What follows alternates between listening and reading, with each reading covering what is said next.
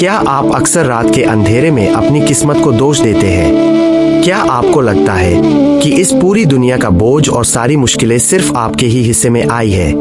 ठहरिए और जरा गौर से देखिए। जिस तरह अथाह समुद्र में लहरें हमेशा एक जैसी नहीं रहती, कभी शांत तो कभी प्रचंड, वैसे ही मनुष्य का जीवन भी कभी स्थिर नहीं रह सकता।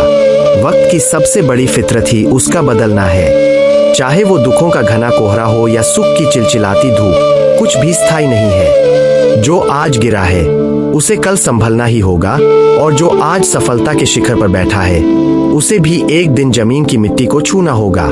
यह समय का चक्र है जो अनवरत घूमता रहता है, और जो इस बदलाव को समझ लेता है उसे फिर कोई दुख विचलित नहीं कर पाता। महात्मा बुद्ध हमें एक बहुत गहरा सत्य सिखाते हैं कि हमारा मन ही हमारा सबसे बड़ा मित्र है, और यही हमारा सबसे बड़ा शत्रु भी। बुद्ध कहते हैं कि कल की चिंता में अपना आज मत जलाओ।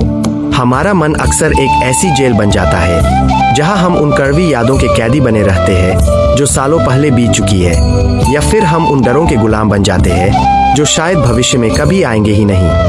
हम उस कल के ख्यालों में खुद को लहूलुहान करते रहते हैं जो केवल हमारी कल्पना की उपज है, और इस व्यर्थ की भागदौड़ में उस अनमोल वर्तमान का गला घोंट देते हैं जो इस वक्त हमारी सांसों में मौजूद है। शांति कहीं बाहर के शोर को बंद करने में नहीं मिलती, बल्कि अपने भीतर उठने वाले विचारों के तूफान को थामने में मिलती है। जिस पल आप यह स्वीकार कर लेते हैं कि जो आपके पास है वही पर्याप्त है, उसी पल आप बुद्धत्व की पहली सीढ़ी चढ़ जाते हैं।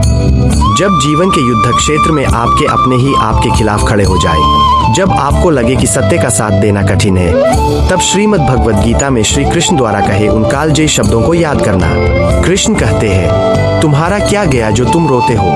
तुम इस धरा पर क्या लेकर आए थे जो तुमने आज खो दिया? और तुमने ऐसा क्या पैदा किया था जो आज नष्ट हो गया?